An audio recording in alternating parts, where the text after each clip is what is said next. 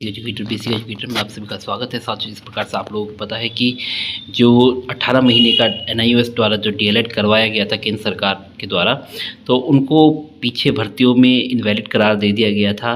तो उसमें काफ़ी कंट्रोवर्सी रही है। पहले उसको वैलिड करार नहीं दिया गया, सीटेट में नहीं बैठने दिया गया। बाद में बोला, एनसीटी ने बोला कि ठीक है चलो एनआईओएस वाले सीटेट में बैठ सकते हैं। फिर उसके बाद अलग अलग रिक्रूटमेंट एग्ज़ाम्स में उनको वैलिड नहीं किया गया कि आप लोग एलिजिबल नहीं हैं। तो ये सब कोर्ट केस वगैरह चलता रहा। तो फाइनली सुप्रीम कोर्ट में जितने भी ये पिटीशंस दायर की गई थी, तो उसके रिगार्डिंग सुप्रीम कोर्ट ने फाइनल डिसीजन अपना दे दिया है। और डिसीजन में क्या क्या कहा गया है, तो उसके बारे में हम चर्चा कर लेते हैं इस वीडियो के माध्यम से।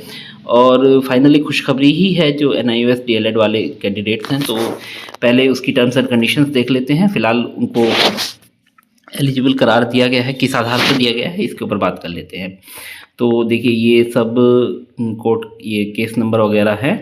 तो यहाँ पे ऑर्डर में क्या लिखा गया है वो देख लेते हैं। The grievance sought to be raised on behalf of review petition and some of the applicants before this court is that though they are were in employment and covered by the recognition order dated 22/9/2027, they believe that the judgment and order of this court dated 28/11/2023 would come in their way if they want to make better their prospect by applying either in other institution or for promotional avenues.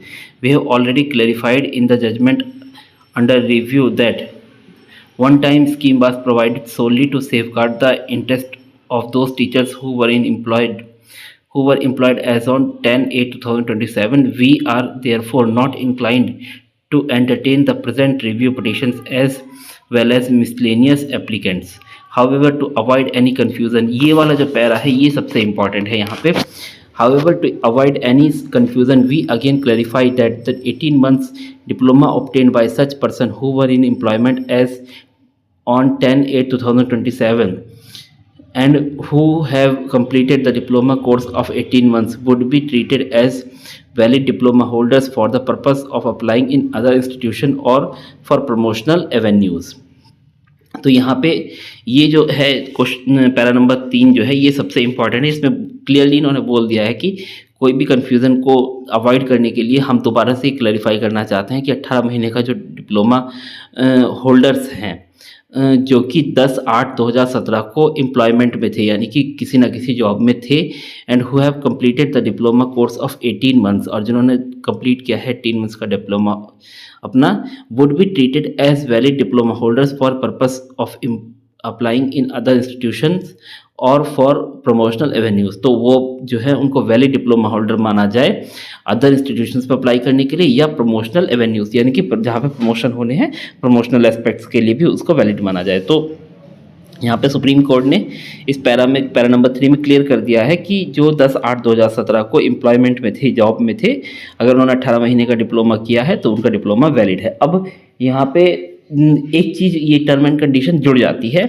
कि देखिए, आपका diploma valid तो है, but आपको ये दिखाना पड़ेगा कि आप 10/8/2017 को किसी भी रिकॉग्नाइज इंस्टीट्यूट में पढ़ा रहे थे, उस दिन आप एम्प्लॉयमेंट में थे। यानी कि अगर चाहे वो प्राइवेट हो, गवर्नमेंट हो, कुछ भी हो, 10/8/2017 को आप किसी भी रिकॉग्नाइज्ड इंस्टीट्यूशन में, किसी भी बोर्ड का हो सकता है, वो सीबीएसई का हो सकता है, आपके स्टेट बोर्ड का हो सकता है, आईसीएसई का हो सकता है, तो किसी भी रिकॉग्नाइज्ड स्कूल में आप उस समय पढ़ा रहे थे, अनट्रेंड टीचर के रूप में पढ़ा रहे थे उस समय आप, और फिर गवर्नमेंट द्वारा अपॉर्चुनिटी दी गई वन टाइम सेटलमेंट के अंतर्गत कि हाँ आप लोग डिप्लोमा कर लीजिए। आपने डिप्लोमा में एनरोल करवाया अपने आप को, और फिर उसके बाद आपने अपना वो डिप्लोमा कंप्लीट किया। तो 10/8/2017 तक जो लोग पढ़ा रहे थे, उस समय जो लोग पढ़ा रहे थे, तो सीधी सी बात है कि उन लोगों का जो डिप्लोमा है वो वैलिड माना जाएगा। बट हो सकता है कि आगे जो रिक्रूटमेंट्स वगैरह आए तो उसमें ये कंडीशन मांगी भी जा सकती है, नहीं भी मांगी जा सकती है। सुप्रीम कोर्ट ने ये स्पेशल चीज़ जोड़ी है इसमें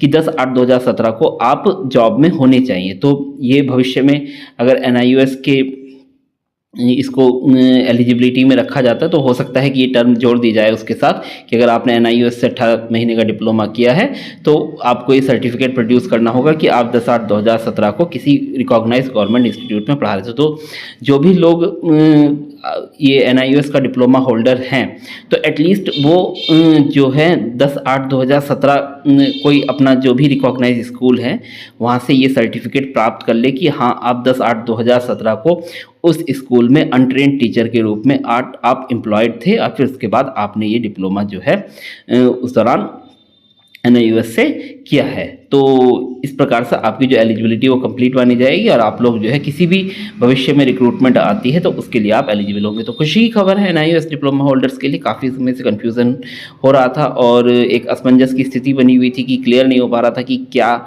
ये वैलिड है नहीं है, और शायद KVS की जो रिक्रूटमेंट थी उसमें भी इनको वैलिड नहीं माना गया था।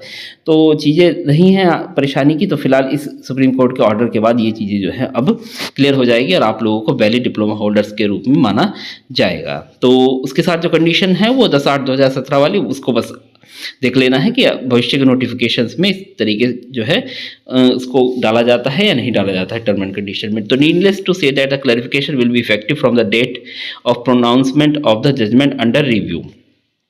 तो ये जो वो जो क्लैरिफिकेशन है तो उस जजमेंट के डेट के साथ जो है वो इफेक्टिव होगा और with the aforesaid clarification the review petitions as well as miscellaneous application including all pending applications are disposed of.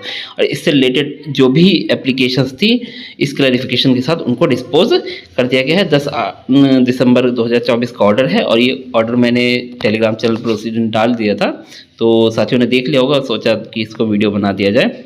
तो इस प्रकार से आपका डिफरेंट केस नंबर है और उससे रिलेटेड जो हैं वो जो भी रेस्पोंडेंट्स वगैरह हैं उनके नेम यहाँ पर मेंशन किए गए हैं। तो इस प्रकार से काफ़ी एक राहत भरी खबर है NIOS DLED होल्डर्स के लिए। तो आप लोग खुशी मना सकते हैं और देखते हैं भविष्य के नोटिफिकेशंस में किस प्रकार से इस चीज़ को एब्जॉर्ब किया जाता है। धन्यवाद, thanks for being with basic educator.